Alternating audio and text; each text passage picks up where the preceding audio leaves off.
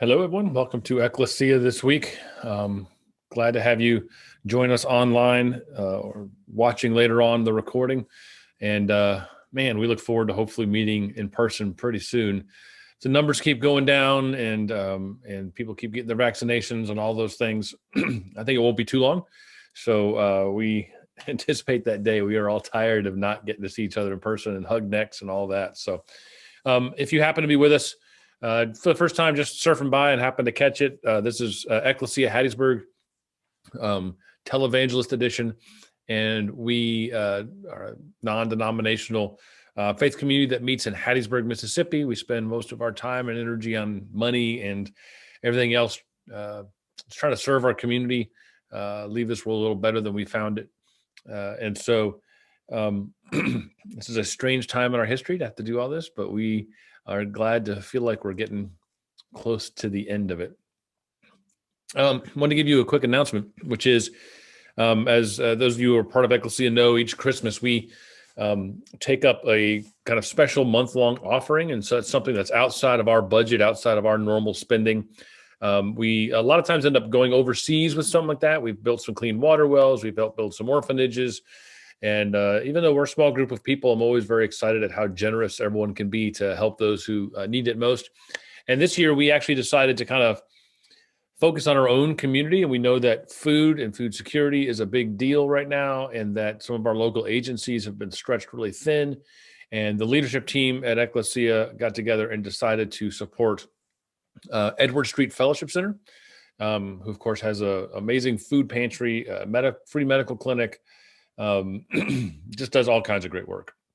So we asked all of you guys to consider setting aside some money and putting that together and giving it towards that. And to be honest, we were very unsure about how this year would look. We were not meeting in person. It's not necessarily the best year in general for charities and churches financially, although you guys have been very generous, have been great this year, and everything's going smoothly. We've still been able to pay our child care workers each week, even though we weren't meeting, because we know they depend on that check. And that's just because you guys have been giving out of your pocket to make sure that they're still being taken care of. And so thank you so much for all of that. But we wanted to raise some money. We had a couple different things that happened. One, we became aware of we know about a grant that we could access to get some food. And so we went ahead and spent about $12,000 on turkeys and hams that we gave to Edward Street, and then put that money out there, believing that we would get that money back, and we did, which was great. So that grant came in, so we got to kind of give a free $12,000 in food, and then we asked you guys just to give on top of that. And I am really happy to say that you guys gave $11,700 plus that we then got to write a check and give to Edward Street Fellowship Center so they continue doing the good work they are doing. So thank you. Thank you very much for being so generous. Thank you very much for thinking about those who are most in need during this time.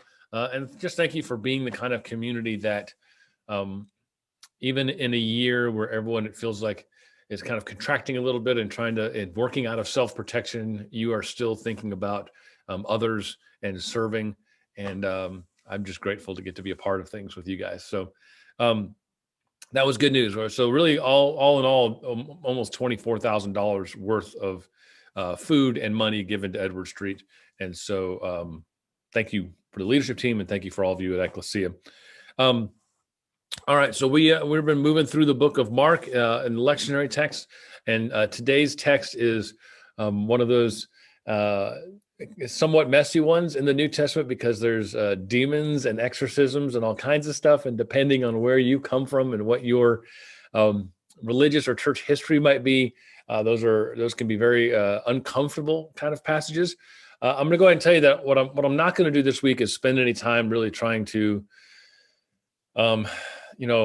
make exorcism make sense for you. In other words, there's lots of conversations to be had about back in the pre-scientific times that this was written. What did they call demon possession? What did they really mean? What would driving out a demon actually look like? Is it something that used to happen but no longer happens? Is it just what they called certain kind of illnesses that now we have different names for, some combination of the two. And there's a lot of room to talk there and a lot of interesting things to think about. That's just not really what I want to spend time on today. I want to, if you struggle with the idea that there's like literal demons inside a literal person that got literally exorcised, that's okay. Take this symbolically then. I'm okay with that for this week. We can deal with those issues later on. I want to get at the kind of the truth of this text, not like precisely scientifically how it's true, if that makes sense. So, I also, just to be very blunt with you, I just didn't have the kind of time I would have liked to have taken on this text this week. I spent some time with family. We're trying to get home health set up for my mother and all kinds of things. It was kind of a long week, and strangely, I don't know, I just couldn't get to everything, which is fine. And so I feel like there's more juice left to be squeezed out of this. So I go ahead and confess to you right off the bat that I don't think I fully unpacked this today. And so maybe this can be one of those choose your own adventure, write your own ending kind of sermons, where you can take the things that I'm going to talk about and then mull around and think about how maybe you might finish this sermon out if you feel like there's more to be said here, right? Which there almost certainly is. So we're in Mark 1, we're in verses 21 through 28, and here's what it says.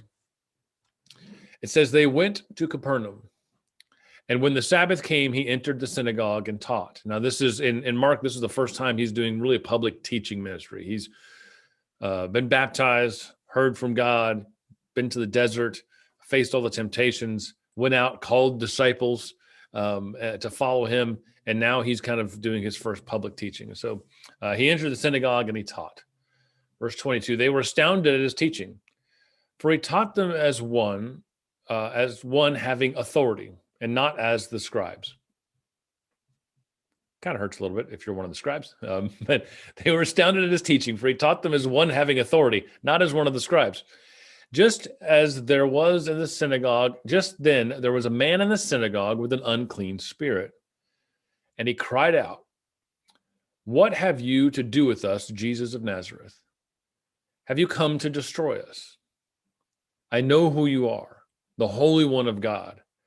But Jesus rebuked him, saying, be silent and come out of him. And the unclean spirit, throwing him into convulsions and crying with a loud voice, came out of him. They were all amazed, and they kept on asking one another, what is this? A new teaching with authority? He commands even the unclean spirits, and they obey him. At once his fame began to spread throughout the surrounding region of Galilee. So he's going and he's teaching in the synagogue. They were astounding at his teachings because it had authority, unlike the scribes they normally hear from. And then in the synagogue, there's this man with an unclean spirit. He cries out. Jesus cast out the demon. And there's so much here. I mean, honestly, even as I'm reading it right now, a whole nother sermon comes to mind. Like just the idea that it doesn't look like this person with the demon comes running in naked and screaming and going crazy in the middle of a synagogue service, interrupting it. It sounds like he's just part of the synagogue. Like he's just in there, but he's got this unclean spirit. And then he kind of cries out to Jesus in the midst of this authoritative teaching. There's probably a whole sermon right there about whether or not demons can be comfortable in your church, right? I mean, I'm just thinking about, again, and I've gone back to this a lot lately. I'm thinking about all these people walking into the Capitol building and beating the police officers and chanting hang Pence and all this stuff, that are also praying in the Capitol room and carrying signs that have Jesus' name on it and doing what they're doing in the name of Jesus, right? And the idea that spirit somehow lives in churches. Those people apparently are churchgoers. They sit in a church, and what they hear in no way compromises their ability to do that or think about doing that, right? So extra sermon here. So that's an interesting idea to me, that we should watch out for what kind of spirits are comfortable in our churches. Anyways. Yeah, that should trouble us if your church doesn't say anything or do anything that would make that person question whether or not they should be doing what they're doing.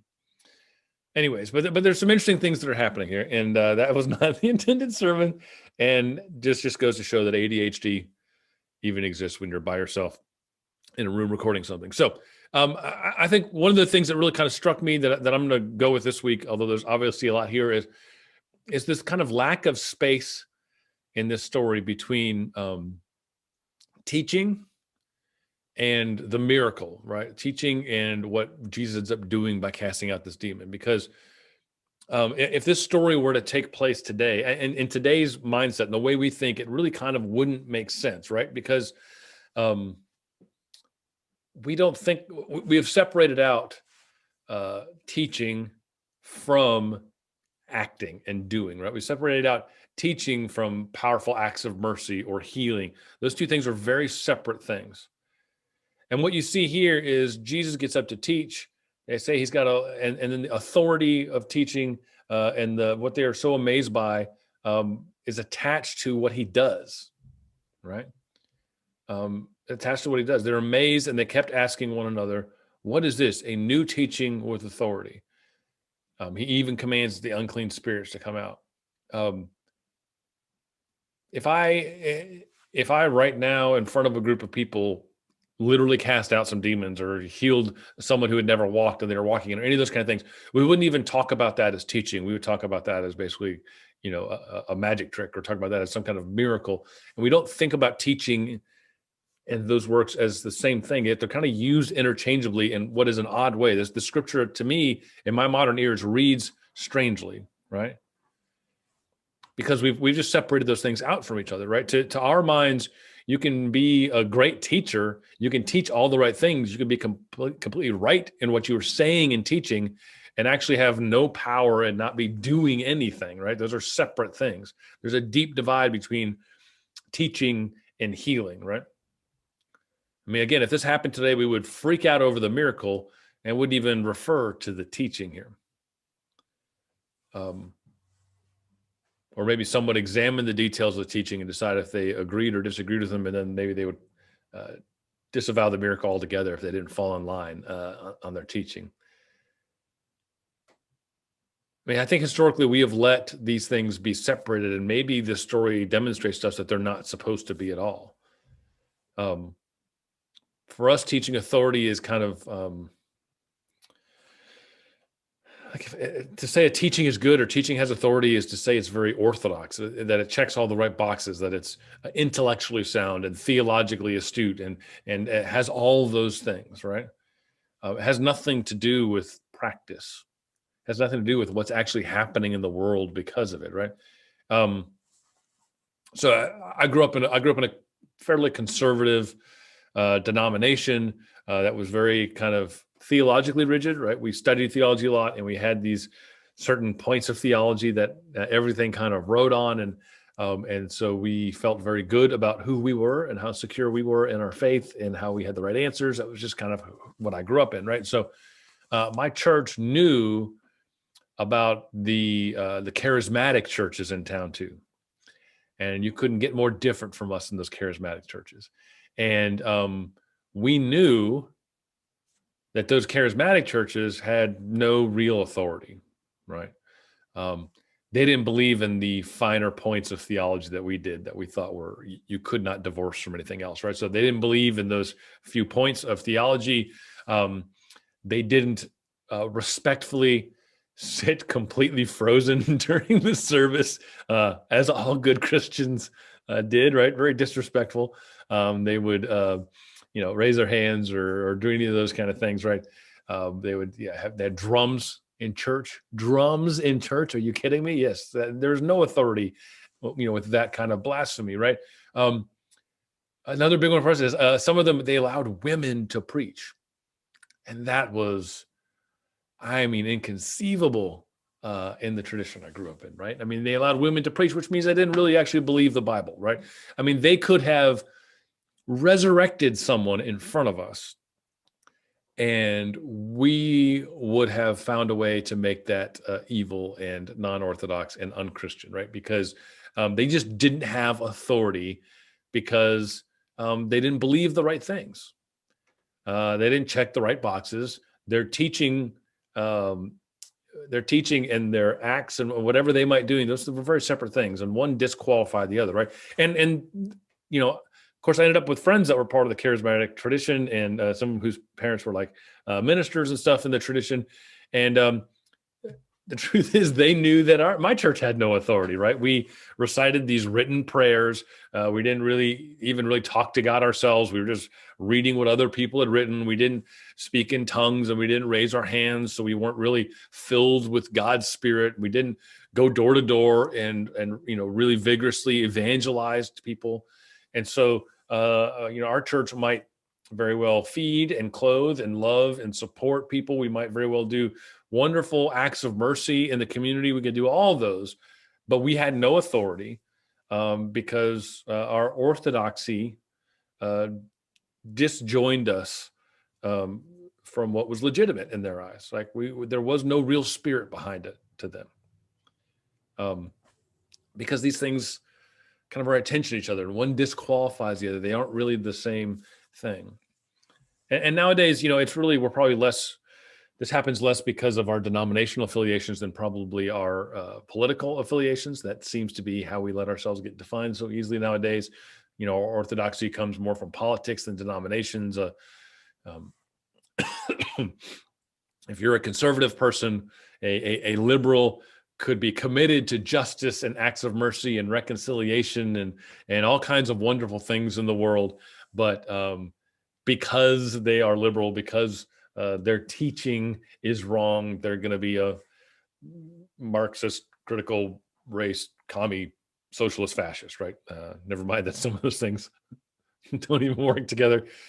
And then the same is true on the other side. And you don't get to get off on the other side because you're, on the liberal side of things. If you're liberally minded, then someone who's very conservative maybe is giving and loving and sacrificing in this world and providing for people and loving them deeply. But deep down, the liberals know they're just intolerant bigots, right? And so we have all been convinced that authority comes from our orthodoxy, not from what we are doing in this world, not from the healing that takes place because of who we are in the world, right? And I learned this really well in my last job, because I traveled all over the state working with food pantries and food insecurity. And to be honest, a large percentage of the people I ended up working with were people, after just a few minutes of casual conversation, I just knew we deeply disagreed about things like theology. We deeply disagreed about things like politics, that they were those kind of people, right? That if I was just in a chat room or on Facebook or something like chat room, I've been in a chat room in 20 years, but Facebook or Twitter, they'd be getting made fun of by this group of people, or they'd be, fighting back and forth. But the truth is that they were doing these amazing acts of mercy. They were feeding people, and they were waking up every day, living just to put food in the stomachs of those who didn't have it, right? And you could make fun of those conservatives or make fun of those liberals all you want, or think that they're terrible people. But the truth is, the world is better because they were there and because of how they were behaving in the world. And I remember trying to reconcile that a little bit, because I wanted to disqualify how they were living in the world because of what they believed, because the teaching, the orthodoxy, and the practice, the orthopraxy, were very separate things to me. And Jesus doesn't allow for this separation. In fact, I would say Jesus greatly weighs one of these things over the other. I mean, if you remember in Matthew and Luke, I think the story takes place, but in Matthew for sure, in chapter 11, John the Baptist is arrested. And we don't know if he's having a crisis of faith or what exactly is going on, but he sends his disciples to Jesus to ask, like, so you really are the one, you're the one we're waiting for, right? And how does Jesus respond? Does he respond with the few points of theology that are most important? Or, hey, let him know what I'm teaching, so he knows that my teachings are orthodox? No, in Matthew 11, verses 2-6, he says, when John the Baptist was in prison, he heard what Jesus was doing. He sent his followers. They asked, are you the one who was to come, or should we look for another? Jesus said to them, go tell John what you see and hear. The blind are made to see. Those who could not walk are walking. Those who had bad skin diseases are healed. Those who could not hear are hearing. The dead are raised up to life, and the good news is preached to poor people. He is happy who is not ashamed of me and does not turn away because of me. Right. So when John the Baptist wants to know, is this really the Messiah? Is there real authority here? Jesus points to what is happening to those around him. Jesus points to those who are suffering. Jesus points to those who are poor and outcast. Jesus points to those who are left out and shows how it's good news to them, how there's healing there for them, how bad spirits are chased out by the good spirits. Like Jesus points to those things as his authority. And in this story, there is no delineation between authoritative teaching and healing, authoritative teaching and acts of mercy in this world, right? They work with each other. They're all part of the same thing. They give each other authority. And so I'm not going to spend much more time on this, but I just want us to make sure that we don't divorce those two things that Jesus puts together, right? We are left asking ourselves, what kind of authority do we have? What kind of authority do we have? Are our words just that? Do we believe the right things? Do we have the right opinions about the Bible and about the scriptures and about politics and about policies? Do we have all the right opinions? Can we out-argue people? Do we have it all of our orthodoxy in line? Terrific. But are our words just that? Or are we in the healing business? Does the faith that we teach and the faith that we practice drive out the destructive spirits, or does it accommodate them? Can those destructive spirits sit comfortably in our churches, or are they called out for what they are because of who we are, what we say, and what we do in this world? Because at the end of the day, I do think we're supposed to be in the exorcism business. That we do not plant our flags on being right. We do not locate our authority in proper orthodoxy. But we plant our flags in the practice of making a difference for our neighbors. We plant our flag in the love and grace that changes people and drives out the demons, right? That we don't just do life in the normal spirit and sprinkle a little bit of Jesus on top of it to make it look better or make it palatable. But we are instead living and teaching in a way that doesn't leave space for the demons.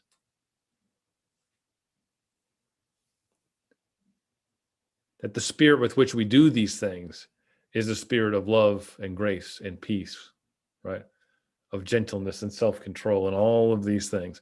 Because the truth is, being right is a poor substitute for making things right. And we are in the making things right line of business.